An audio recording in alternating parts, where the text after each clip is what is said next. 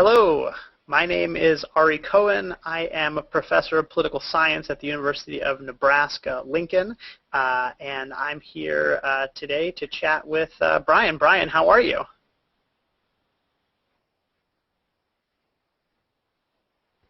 Brian might have frozen. At least the video that I can see is frozen.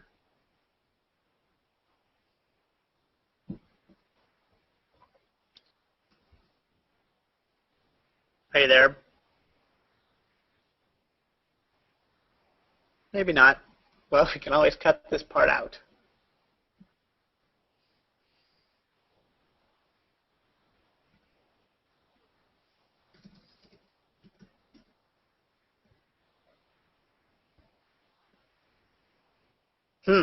Technical difficulties.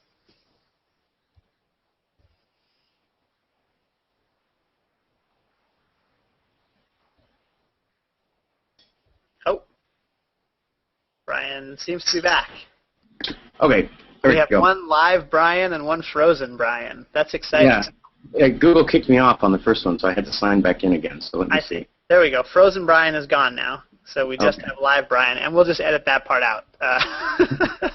Now, are we streaming on this one here that's going? Yep, we're going right now. Okay. All right. So just to set up some of the background details, and we won't get into them too much because our discussion can probably spring off into other areas. But you should probably. Sorry. Let's start and introduce ourselves again, since I said a few things, but you were already totally frozen. I don't know if you were talking, but we'll start right now. We'll count down like from 3, and I'll start it again, and we'll try again. All right. 3, 2. Hi, my name is Ari Kohen. I'm a professor of political science at the University of Nebraska, Lincoln, and I'm here today to chat with you. Brian, how are you? Hello, I'm doing well. My name is Brian Earp. I'm a research associate at the Oxford Uehiro Centre for Practical Ethics, and I also am a blogger with Practical Ethics, the blog that's hosted there at the Faculty of Philosophy. So that's the context in which Ari and I met, and today we'll be talking about religious liberty and circumcision, and sort of the ethics that arise in that conversation. The backdrop is a court case that took place in Germany. The ruling was issued a week ago today.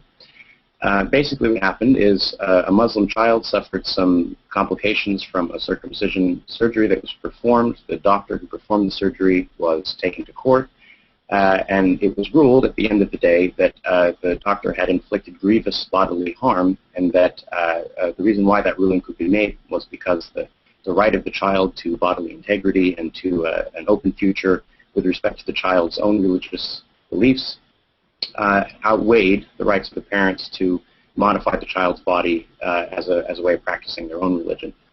So that was the context. I wrote a blog post about that in which I said that basically, ethically, I think the German court was on track. Andrew Sullivan over at the Daily Dish wrote a blog post making roughly the same point.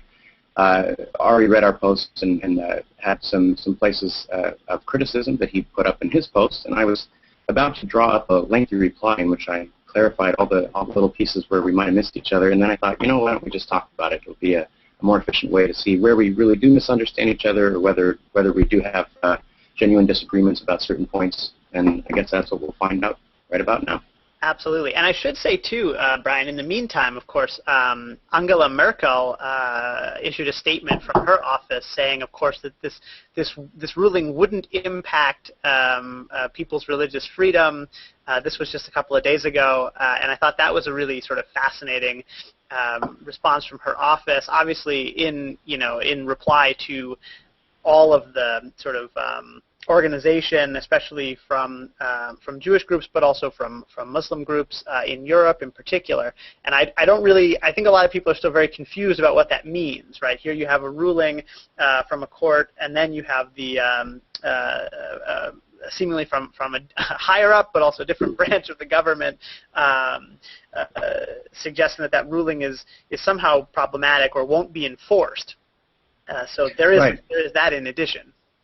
Yeah, one thing that's going on here is that this is an issue that takes place at the interface of a lot of different forms of thinking. There's political issues that are going on. There are legal issues that are going on. Sometimes those are in conflict. And, of course, there are ethical and philosophical issues. There are even religious issues.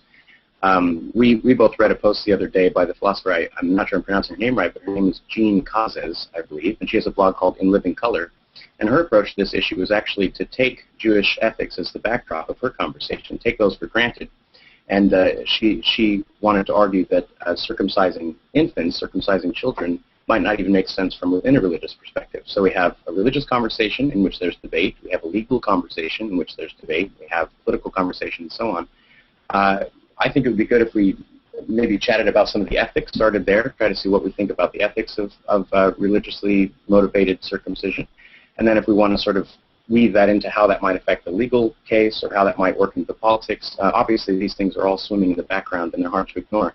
But let's maybe start out with an ethical conversation, and I'll make the first move. The ethical starting point for me is that as a general rule, and of course this is where the debate will be, is when might this rule be violated. But as a general rule, it should be considered morally impermissible to remove healthy tissue from another person's body without asking their permission. Now, there are exceptions to that are made within the medical domain. So if I have, and typically it's not healthy tissue, of course, if I have part of my body that's rotting off because I have gangrene or something like this, and I'm a child and I can't legally consent, it's long been the case that parents are entitled, both morally and legally, to make a decision on behalf of their incompetent child to save the health or the life of the child. It's also been the case with male circumcision in particular, that there's been this further loophole that's been added for sort of religious and cultural considerations. Now, in my post, I mentioned female, what's commonly referred to as female genital mutilation, and I was trying to make a point about culturally motivated violence, not saying that the two forms of surgery are identical or strictly analogous. They aren't. There are important differences between them, both in terms of the surgery itself and very often the motivation behind it. But it's been the case that religiously motivated cutting of females' genitals of whatever form has been sort of culturally and in many cases legally, human rights campaigns have all pushed to sort of stop that altogether. But there still is this loophole for religiously motivated cutting of male genitals, and it's sort of the ethics of that the Cologne court brought to bear. It didn't so much touch on the medical exceptions that there's rough agreement on that. So I think the religious issue is the important one. Is it permissible for the beliefs of the parents to motivate the removal of tissue from their child when the child has no opportunity to consent, when the child in a pluralistic society who's exposed to different ideas may in fact grow up and say, well, I don't actually hold to these beliefs, or I don't want to consider myself a part of this religious tradition. If they've been irreversibly marked with a sign of commitment or a covenant without having had any say-so, that rubs my ethical intuitions the wrong way, and that's maybe my opening gambit, and we'll see what you have to say.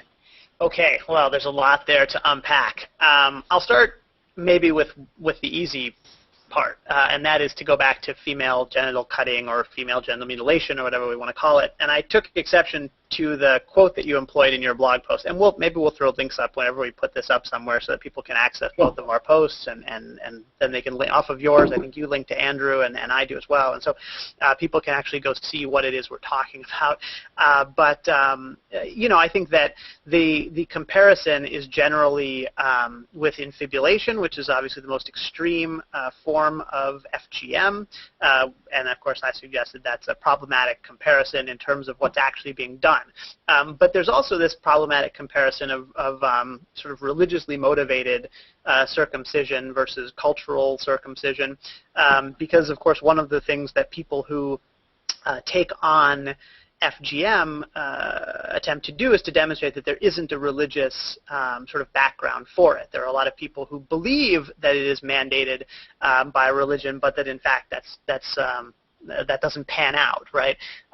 You know, the infibulation, of course, is also sometimes known as pharaonic circumcision, and so it's in fact been around for quite some time and isn't related to Islam, right? And so there's this suggestion that this might be a practice that has gone on for a long time in predominantly Muslim societies, but that there isn't anything in the Quran, let's say, that mandates that it should go on. Quite the opposite, of course, is the case with male circumcision, both in Judaism and in Islam, where it's quite specific in terms of the mandate. And so in that sense, I think that there's a problematic comparison there. So that, in other words, one could say about FGM, look, this is a mistake, right? It's a mistake to claim that this is an important part of your religious tradition.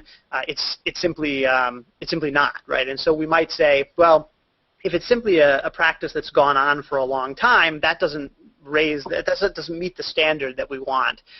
But if it is in some sense religiously mandated, well, then we need to think more seriously about the issue, right? And so that takes us perhaps to the next point. But I'll throw that out there and see what you think. Sure. Yeah, let's jump in here because there's more we could say about the quote I put up, and we could take the comparison about the procedure off in a different direction. But let's talk about religious motivation a bit more. So just to clarify what your position is if it could be convincingly argued by someone who seemed to be expert in Islam that there was in fact a religious mandate, that in fact Allah had required that female genitals had been cut into in a certain way, then that seems to you that would be a legitimate reason then for the practice to be carried out on a wide scale in societies that are governed by Islamic belief structures. Is that the case?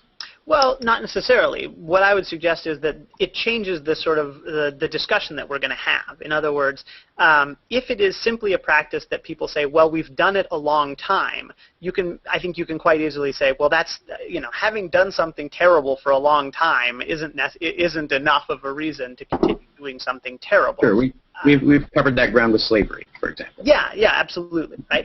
I think that when we have a compelling religious argument, then we have to think about it differently. Now, at the very least, that's my understanding growing up in the United States, right? That there's a different bar when it comes to dampening down religious practices. Sure. So we're talking about the interface here between the religious practices of a group that exists within a secular society, and we're trying to determine under what conditions does the state have the ability or the prerogative, or at least the historical practice of intervening and basically overruling the religious motivation, saying that's fine that's what you believe, but if you carry out this practice, there will be sort of legal consequences. So another example is if I belong to a religion that says I can punch you in the face, I might sincerely believe that, and I might go ahead and do that, but we would both agree that the state would be able to say, your beliefs are fine, but in this society, we'll have legal consequences for your inflicting this sort of harm on other people. Sure, a religion that says I can't send my children to school, I can't educate them, right? I mean, we've contested that, here. So a religion that withhold necessary medical care. In the case of Jehovah's Witnesses, this comes up as well.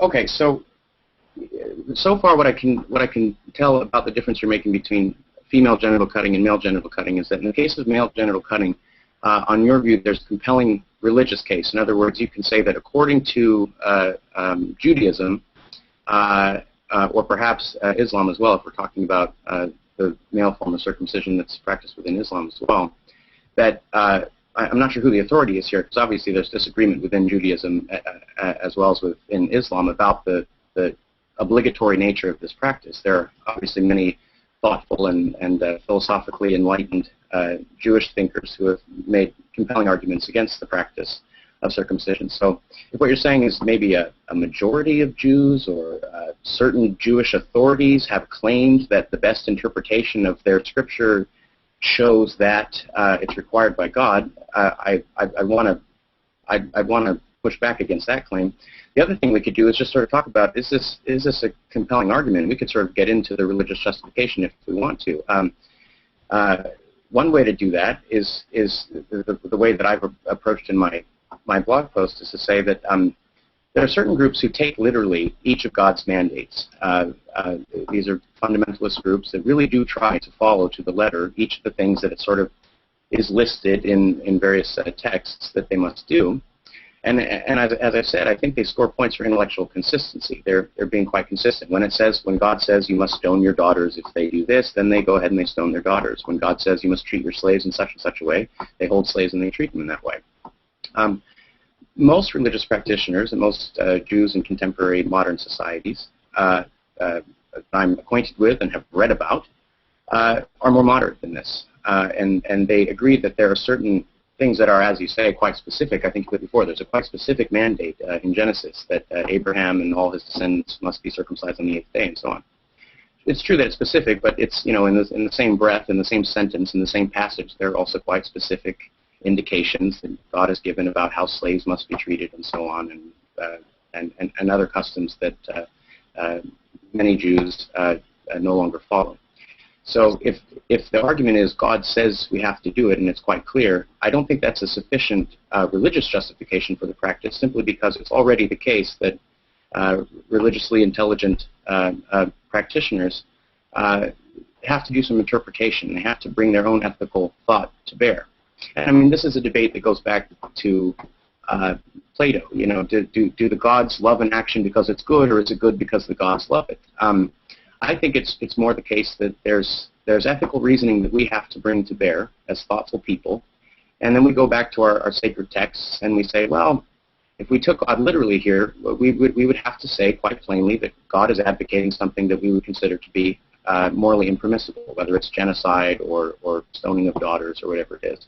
And once we've opened up that project, once we've taken that first step of not being literal in our interpretation, then the onus is on us to carry our ethical thought all the way through. And my argument has been that once we're engaged in that process thoughtfully, it becomes pretty clear that circumcision is incompatible with many of our other ethical sort of advances that we've made in the past 200 years. It's inconsistent with our biomedical ethics. It's inconsistent with our ideas about autonomy, individual rights, rights to integrity, and so on. If we want to be consistent, we can't use God says we have to do it anymore as a moral justification for practice, which is so out of sync with our other ethical intuitions and arguments.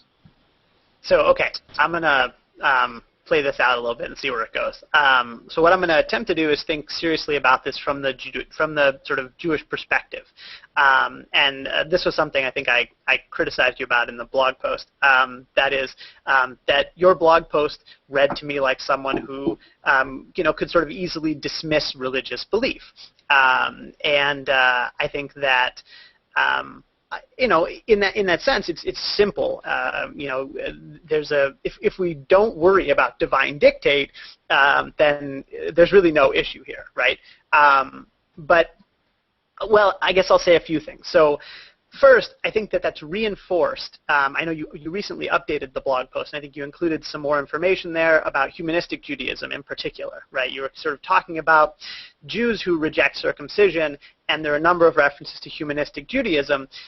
But I'm not sure that does the work that you want it to do, right? Because, of course, those are, by and large, Jews who don't believe in God, right? So if we're thinking about, well, it's not surprising, right, that those would be Jews who would reject large portions of the Torah, whatever didn't happen to line up with their feelings or their beliefs at the moment, right? The Torah doesn't really hold any real special significance. It's a great cultural artifact, right? And I think for you that's a real plus. That's a positive, right? That these are people who are able to look at the book in some sense dispassionately, right, and say, here's an interesting, they're like Jewish anthropologists, right? Here's an interesting thing that we learn about. It's got some historical significance, but it doesn't really have any claim on us, right? It might teach us about values broadly understood, but there are a lot of books also that have things to tell us about that. These are, people who are culturally Jewish as opposed to religiously motivated, and so I think that it's not the strongest example when we say here are people who are Jews but who don't find any special significance in circumcision or any need to stick with that as part of their tradition. If I may quickly jump in, I don't want to cut you off because you gave me such a long time to talk, and I appreciate it. In order for you to defeat my argument, though, you'd have to show that there was no class of Jews who both believed in God and yet picked and choose some of the customs that they followed. So oh yeah, no, I'll on go one on. hand, you have on the extreme, you have people who don't believe in God, maybe you're culturally Jewish, and that's fine. And then you have, extremely Orthodox Jews who maybe do try to follow everything to the letter of the law, although I think even in that case there's some debate. But I think there's a wide range in the middle who maybe do have genuine belief in God, but who nevertheless do interpret the text in various ways. And again, then they still have to create an argument for why they must do it that has to go beyond because it says so in the text, for the sake of their own intellectual consistency. Yeah, I think that's right. I think that's probably the majority of Jews fall into that category. Yeah, I think that's right. So the next step, right, is to suggest, obviously, that you gave the example of that third blog post that we both read recently. I can't remember her name, but the In Living Color was the name of the blog, right? And I think that did a very nice job taking seriously the problem from within Judaism, right? I think you mentioned, for example, it says in Genesis that Abraham does this and that thereafter every generation should do it on the 8th day. Yeah. And in the next sentence it says, and you should circumcise all the slaves in your household and so on, right? It doesn't say, of course, that you should have slaves, right? There's no injunction to go and gather up slaves. It is simply to say these are part of your household, and they should be treated as part of your household now, if you have the slaves, right? So it allows you not to have slaves, but it doesn't say if you're going to get rid of slaves, you can also get rid of circumcision. Those are both of a piece. I think that's a small point. But as you say, there are all sorts of people who are believers in Judaism, but who, in some sense, have been able to pick and choose, right? And I've written about this recently on the blog, right? Conservative Judaism, for example, in the United States, has become far more progressive on the question of same-sex marriage of late, right? Which means that they're walking away from the passage in Leviticus that says that homosexuality is an abomination, right? And they're finding ways to do a sort of alternative marriage ceremonies for same-sex couples. Yeah. Now there, I would say there's a real virtue. Yeah. So how do we deal with people who are willing to do that, but not this? And I think part of it, and I don't know, I'm no expert on Jewish law, right? I should say at the outset of these comments, I'm no expert on Jewish law, but I think that the key is that circumcision isn't just sort of any old thing. It's not simply one more of a whole lot of passages in the Torah that tell people how they should live their lives and what they should do, right? From my understanding, it's an absolutely central aspect of adherence to Jewish law. It is the expression of the covenant between the Jewish people and God.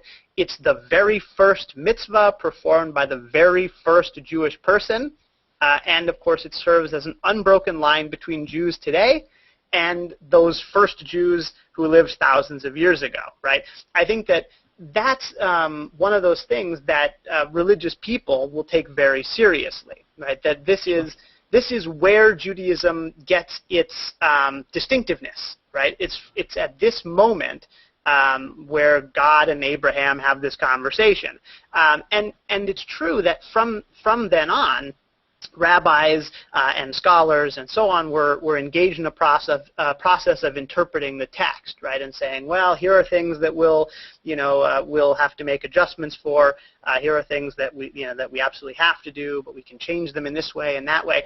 It's interesting that this one thing, from what I know, hasn't been the topic of conversation in terms of making adjustments.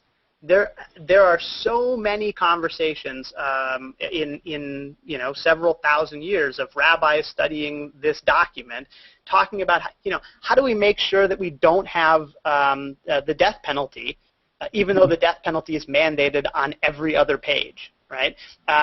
They worked around it. But what do we do with disobedient children? What do we this, that, and the other thing? But here. There's like almost no, at least what I can find, very, very little or almost no conversation about this injunction because of its centrality, right? And I think that that's very telling, right? That this is sort of the central thing about Judaism is this.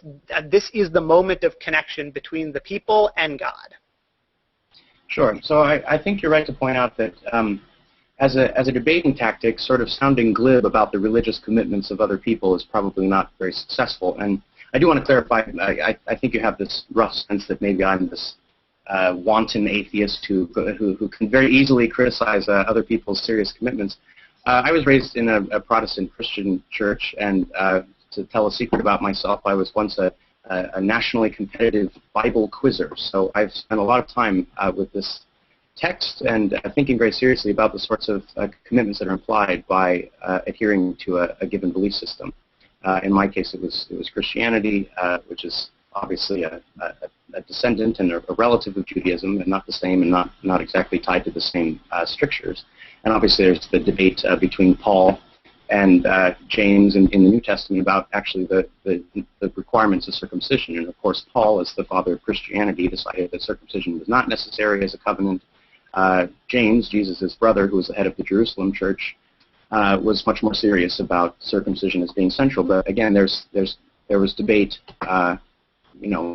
Hundreds and hundreds. That's 2,000 years ago. There was debate about whether it was, in fact, a central or a necessary requirement. Paul and his followers, which morphed into Christianity, said no, and others who stayed with the older Jewish tradition said yes. So given that I understand what religious commitment is like, and I certainly have spent much of my life operating within a given belief system, I treat those beliefs in that framework with quite a bit of thought and skepticism now, and I'm constantly thinking through these issues as they arise. But I want to just be clear that from a personal perspective, I don't really need to be glib, and I understand that when you're operating from within a belief system, it can quite powerfully affect your emotions, the way you interpret other things, and so on. So that's an important point for you to have raised. So then another thing that could be done then is to say, well, why is it that this particular covenant has been treated so centrally? In fact, it's been sort of, as I think, a sort of a moral blind spot. We can reevaluate whether we should eat shellfish or not, but when it comes to cutting off the skin of a non-consenting infant, we don't consider that something that's worthy of reevaluation. Part of what I might suggest is that it might be time as a culture that sort of secular and religious people get together and think through this issue, and it might be that it's just, now's the time. We're in 2012. Let's start thinking about it. So maybe it's just that the work has to be done, and it's a question of changing the hearts and minds of people with these religious commitments, so that there is that motivation to then have the conversation even within the religious framework. That might be all that's there. But I will refer specifically to some points on this issue that Jean Kazis brought up in her blog, and she says, when you think of a covenant, you think of it's framed in Genesis as God gave all these gifts to Abraham. And as a return for this covenant, Abraham was meant to exercise some form of sacrifice. Abraham himself was circumcised when he was 99 years old. And she asks us to imagine Abraham, as an adult, choosing to go through this quite painful procedure, sacrificing a part of his genitals, which might have been very lovely to him, who knows, as a way of saying, this is what I'm giving in return to God's gifts. And she raises the point that if you circumcise an infant who has no religious beliefs, who may or may not grow up to hold the beliefs of the parents, it's a little hard to tell how that's a meaningful sacrifice in appreciating God's gifts to your people.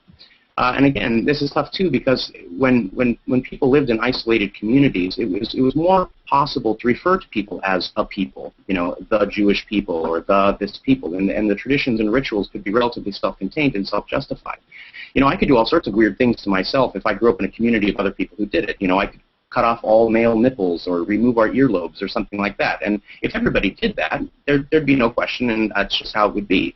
But when you grow up in pluralistic societies, as is the case now in this interconnected world, all of a sudden people who do these scarification procedures and removing parts of genitals and so on, they're faced with information that other people don't do that.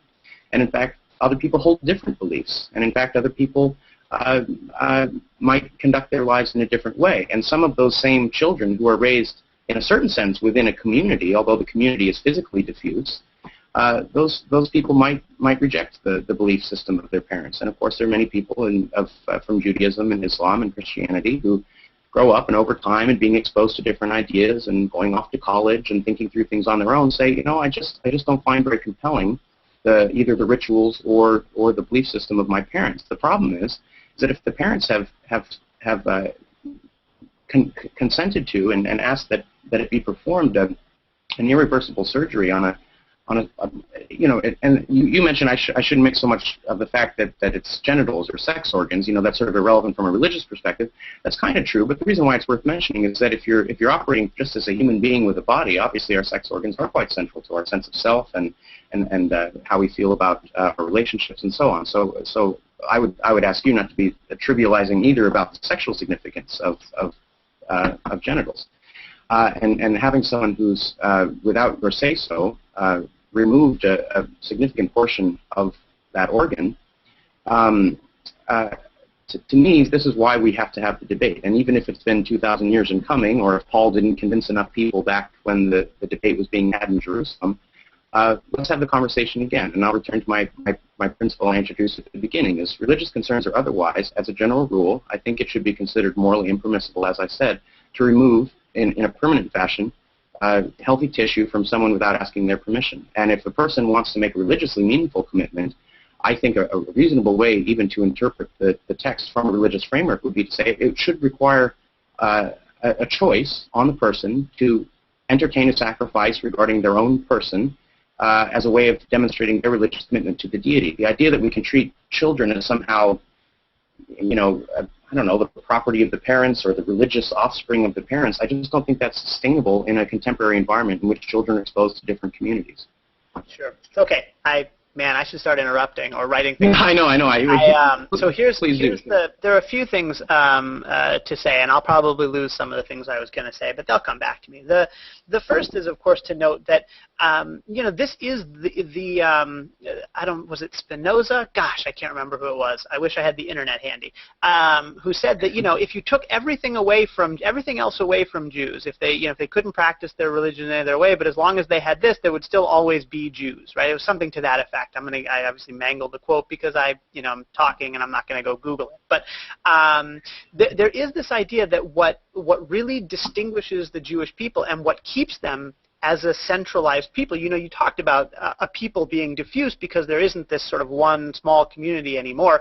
This is true of Jews for thousands of years now, but of course they'll tell you that what kept Judaism alive, what kept the Jewish people together as a people, is precisely that they had these kinds of practices that didn't go away. Right, and this one, of course, being the central one, what it meant to be a Jewish male. Now, the other thing, of course, that's interesting about all of this, I think, you talked about sort of children being the religious property of their parents and that being a weird idea. I think it's a very, very weird idea for people who are not Jewish. And again, I don't know enough about Islam to say whether this is also true of Islam, but if you're born to a Jewish mother in Judaism, you're Jewish. There's like nothing you can do about it.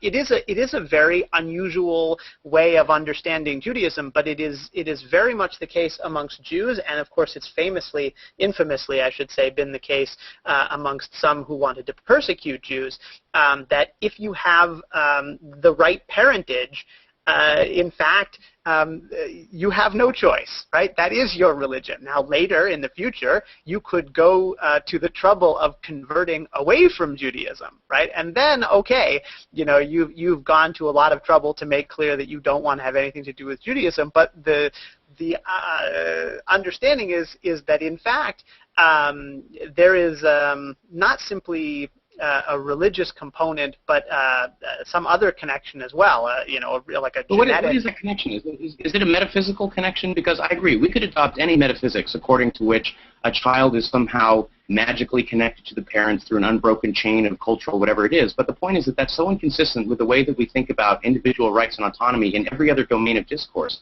that unless you already are on board with the Jewish program, you can't take that for granted. So in a secular society, I don't think that we can sort of adopt in a metaphysical Jewish perspective according to which the offspring of a Jewish person just is Jewish in virtue of having been born to a Jewish person because that's what the Jews say. unless we take seriously this person is born in a society in which many different faiths and non-faiths all have to coexist peacefully, and none of the other ethics that we have in secular liberal democracies would allow for the child to be somehow magically the property of the parent. In fact, the whole thrust of ethics in the past 200 years has been trying to say, how can we give special affordances to vulnerable people, to people who can't speak for themselves, who can't say no, and that's increasingly been on the side of the children. Now, you can hold up Judaism and say that within Judaism, that's just rejected. We, quote unquote, as a people, which that's a very difficult thing to say. There's a lot of discord and disagreement among Jews as a people with respect to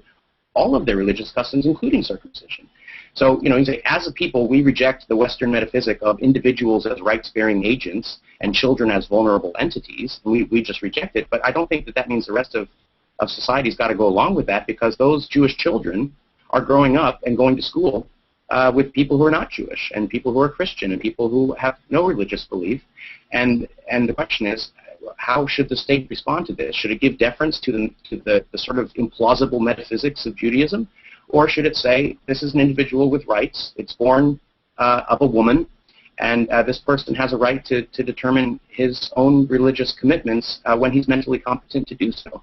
I think ultimately this is where we butt heads, right? This is where the question of how much you take seriously freedom of religion and how much you're instead devoted to this idea of the sort of the secular society that we live in, right? Now, it's the freedom of whose religion, though? It's the freedom of the parent's religion, or the freedom of the child to determine his own religion? You talk about freedom of religion only from the perspective of the parents, but the child, who can indeed, as you say, convert away from Judaism, cannot sew back on a foreskin. So if we're concerned about religious liberty, we should also be concerned about the religious liberty of a child to determine his own religious commitments when it's a meaningful choice, when he can say, I understand this system, I buy into this belief system and these customs and so on, and here I am. I'm going to consent to have part of my penis removed as a way of showing my commitment to the system. You do that to a newborn, I don't even understand the religious meaning of that gesture, because the newborn has no say in the matter, and if the newborn converts away from Judaism, the person is still lacking part of his penis. And that seems to me to be an ethical concern that a state might legitimately have a say-so. Okay, I'll take it this way first. First, you could convert to, you could become a Protestant if you were a Jew, and you had your circumcision when you were 8 days old. It doesn't impact you becoming a Protestant, right? I mean, if we're talking about the freedom of the child to practice a religion of his choice or no religion at all, you still can. Right? I mean, so in that sense, there isn't a problem for the child practicing a religion. Now, the child might grow up to have a complaint, right? And I think that's a very different story. Yeah, but it's not a religious freedom issue.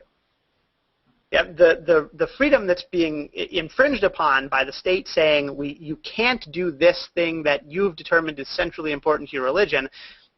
There's the religious freedom issue. The other side of it, I think, is a different issue. Yeah, as you say, there's a bodily integrity question and so on, but it's not the child's religious freedom. I think Andrew had this on his blog post, and I think it's kind of a red herring. Yeah, that's a really important point you've made there. That sure, if I grow up, I've been circumcised, I don't want to be Jewish any longer, I don't want to be a part of the Jewish religion, and I convert to another religion, nothing's stopping me whether I have a foreskin or I don't. So I think you're right that then the conversation goes back to questions about maybe I want to have my foreskin for other reasons, and maybe, again, in a secular society in which many faiths have to coexist, we might be able to say that a person, as a default, has a right to keep his foreskin unless he decides to lose it. And the religious beliefs of parents, again, because the secular society can't buy on to the Jewish metaphysic, according to which the child is just the religious offspring of the parent. The state has to treat the child as an entity onto his own rights. This is how we prosecute child abuse cases. Now, again, somebody will call me and say, you're saying circumcision is child abuse. I'm not, but I'm saying that it operates on the same logic. The logic is parents do have a right to raise their children as they see fit up to certain limits, and those limits tend to, in every other domain of discourse, when we're not having this blind spot on for religion, have to do with things like you can't refuse medical treatment, you can't perform unnecessary surgeries In every other domain, you can't remove healthy tissue without the consent of the child. You can't even give surrogate consent for removing healthy tissue without the consent of the child. It's on biomedical principles, it's totally verboten. But with the religious issue, then all of a sudden we're giving this strange deference to a metaphysical principle that's not plausible on its own terms, but certainly isn't compatible with any of the rest of Western metaphysics that we sort of use to conduct our law, to conduct our states versus parents' rights reasoning, our humans' rights reasoning, and so on. And again, I can sort of beat this thing till I'm blue in the face. I think nothing's really going to change until enough people who are operating within a Jewish or Muslim framework sort of reevaluate the custom and say, you know, this is inconsistent with the rest of the ethical principles that I've bought onto as a member of a modern society. Maybe it's time to have a discussion and then have that discussion from within the religion. Obviously, an outsider throwing stones isn't going to get much traction, and I'll just be preaching to the choir. So here's where I'll show all my cards, right? I actually agree with you. I think that the time for that conversation is certainly here. There's no reason not to have that conversation. Yeah, I mean, having the conversation itself is not a threat to the Jewish religion, although I think a lot of Jews will tell you that that's precisely what's at stake here. Right? Yeah. That the principal threat to Judaism has always been assimilation within the surrounding society, and that pressure is far stronger now perhaps than it's ever been because, as you say, there are a lot of different voices that count as Judaism, including things that a lot of practicing Jews wouldn't say qualifies as Judaism at all. And that when you open up that box and say, well, we are part of this bigger society, and so we should change our ways, and that's been, for hundreds of years, the death knell. Jews have said that is the death knell of Judaism. Yeah, but I'm willing to go with you and say, you know, there is an interesting conversation to be had here, and there's really no serious threat to the religion to having that conversation. I do think you're right also in saying that having people from outside the faith tell people within the faith what they ought to do and how they ought to do things, that turns out to be problematic, right? So here's the example that you gave earlier was the shellfish example, right? So kashrut prohibits eating shellfish, but lots of Jews eat shellfish, right? Lobster is delicious, and shrimp is delicious, and crab is delicious, and the deliciousness of these of the bounty of the sea has convinced Jews that it's really not that important. All those laws that were written down and that quite specifically say that you shouldn't eat those things. Practicing Jews would say, well, those people are just wrong, right? They're doing it wrong. So it's not that wouldn't be the way, I think, to go at it, right? Because it's so easily defeated. Yeah, it's true. You can go out to restaurants and you can order whatever you want on the menu, and none of it's kosher, and you can still feel great about yourself, and you can watch Seinfeld and get all the jokes because you're Jewish. But Orthodox Jews and a lot of conservative Jews would say this is those sort of watering down steps that I think are really problematic for our religion, because I mean, part of kashrut is it's not simply that you keep kosher because God said so, but it's because you're supposed to think about yourself as distinctive, and you're supposed to think about the food that you're eating, right? And you're supposed to care about where it came from and how it was brought to the table and all of those things. You know, the good Jewish ethics, right? I think that they would say all of that is being lost, right? Because it's being treated as just this weird relic from thousands of years ago that nobody understands or cares about, and that just looks funny in contemporary American society. So now the other side of it is, okay, so how do you have that conversation? And I think, again, that In Living Color blog post was really helpful in thinking about that, right? Because as you say, if we're talking about covenant, what exactly does that mean, and how does choice and sacrifice really come to play here? And I think that gives us some real insight into how to have that conversation, or to begin having that conversation, right? You actually ask that of people, right, and say, you know, I understand what the book tells you to do. The book tells you to do lots of things that people have worked around. Yeah, animal sacrifice went the way of the dodo after the destruction of the temple. So instead, you do different things that represent what those animal sacrifices were to have done. How did you arrive at that? Yeah, and is it still meaningful? You pray a certain way instead of sacrificing. Is the prayer still meaningful? It is. Well, let's talk about how that's the sort of thing that we could substitute something here. We could do something different, or we could talk about covenanting later in life, right? Making this a decision that the person actively undertakes, as opposed to something that's done to them. I think those are excellent points, and I think there's an obvious parallel in the legal domain as well, because another way that this conversation comes up is when, as in San Francisco last year, it was proposed that circumcision should be banned from a legal perspective, and so there was this legal question. And I remember writing a blog post in which I said that basically the ethics behind the ban were probably right on, which is consistent with the rest of the arguments I've been making. And a colleague of mine who also writes on circumcision sort of cautioned me, and he said, getting the ethical conversation right, getting your principles in order is an important first step, but then the whole rest of the project is figuring out how do you convince other people that those are reasonable principles, how do you roll out those principles in a society with people with different beliefs and different religious commitments, and so on. And I think he's right to caution that, because obviously we know that this is just to go to sort of legal and political theory. Banning stuff doesn't always lead to the outcomes that you want, even if the ban is right. Now, there's always a difficulty. Sometimes the bans are wrong-headed and they're based on poor ethics. You know, maybe the prohibition against drinking alcohol was a bad idea on its own terms. But even when it was rolled out, it was ineffective just in reality, in practice, because of the way that human beings work under legal systems when they're committed to certain behaviors.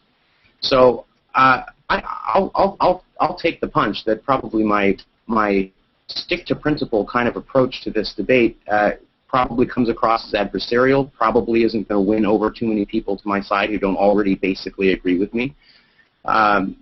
Maybe I'll have the effect of, firing up people who sort of hold the same sort of view, but then I'm not sure that's going to help the conversation either. So I, like you, was really impressed with Jean Kaz's post because, as you say, she took the religious commitment seriously and said, working within this framework, how can we have a sort of thoughtful discussion about the ethics of this given practice, taking seriously things that are taken seriously by the people performing the practice. I think that's important. I think as I sort of mature as a thinker, I'll probably find ways to move more in that direction when having these conversations. But I'll very gladly take that on board, and I think that's a very fair criticism of my approach. Yeah. All right, we've been at this for a while, but I want to take this in a different direction, and maybe we'll close in this way, but I think this is kind of a fun thing, and we'll see what you think about it. I've been thinking about this for a few days now. I'll float this, you tell me what you think. The Cologne ruling that kicked off this sort of latest round of conversation, I want to suggest that this is actually another in a long line of anti-Muslim rulings or laws in contemporary continental Europe. In other words, this anti-circumcision ruling, I think, and the rhetoric around it and all this kind of, was actually targeting Muslim immigrants, and that, in fact, it was designed to make Germany seem a less inviting place for Muslim immigrants, and Jews were accidentally caught up in it. That ultimately, there are very, very few Jews in Germany. There are a whole lot of Muslims in Germany. The ruling, in fact, was about a Muslim boy, not a Jewish boy, and that this, in fact, works in much the same way that slaughter legislation targeting halal meat ends up also snaring kosher slaughterers and firing up the Jewish community, but that, in fact, Jews are not the target of this ruling, that in fact what we're seeing here is all the talk about multiculturalism in Europe, we're sort of running afoul of that here, right? That in fact what we're targeting is Muslims. That's a very important point to raise. As it happens to be the case, I did my master's thesis on the effect of Muslim veils on the way that people are perceived by non-Muslims in sort of multicultural societies, and trying to tease apart how much of the negative reaction is due to some sort of irrational Islamophobic response versus how much of it is due to reasonable concerns, such as if I can't see the facial expressions of the person I'm talking to, that might impede our ability to communicate effectively. And it turns out that it's really hard to tease apart these variables, both on the psychological scale when you're talking to someone who is dressed differently from you, but also at the political level as well. How do you deal with people who keep to themselves, who exist in communities that have customs very different from the prevailing customs of the majority of persons in that polity? And how much is it a matter of trying to get everybody to work together and play by the same rules versus give deference to the religious customs of the other group? You're right that this might be a sort of symptom of that broader discussion, and the trouble is that it's very hard to know what the right answer is to that broader discussion. I think it's important for people who are having this conversation, whether it's Sarkozy giving his very sort of fire up the basis speeches in France about the veil and so on, to be very careful to make sure from your own perspective that the arguments you're making are motivated not by sort of you're different, therefore bad. I think we have to put an extra caution on thinking in those terms, which can then very readily be rationalized in terms of passing laws. Oh, it's to make sure that the state functions properly.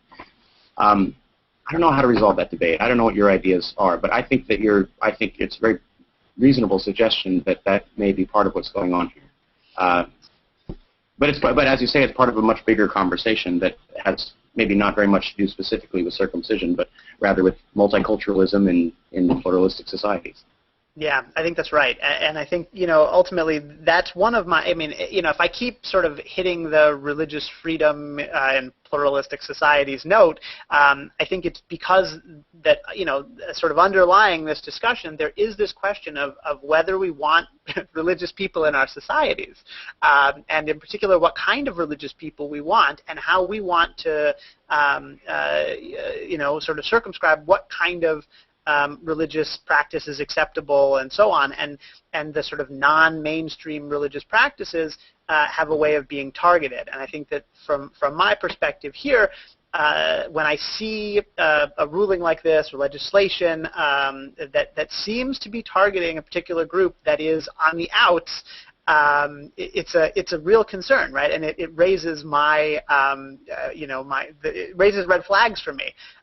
So it makes me want to defend that thing, perhaps more vociferously than I would ordinarily defend such a thing, right? And as you say, it's a much broader discussion, but I thought it was one that was sort of worthwhile flagging, at least here on the end.